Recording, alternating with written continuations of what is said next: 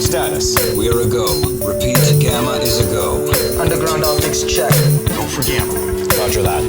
Gamma is a go. In 3, 2, 1. Sex need not be so catty, for there's nothing wrong with it. God designed it and made it. It's here for profit. When Adam and Eve was not yet knit, Yes. God saw something wrong with it. Yes. He made Eve just to fit. Yes. He says earth is yours, fill it. So there's nothing wrong with it. Nothing. But for people not yet knit, to even dare to taste of it, fornication they commit. Serious sin is it. God will surely judge for it.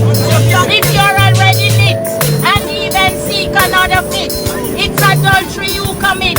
You must now repent of it, for you can't be saved with it. Man with woman, God planned it.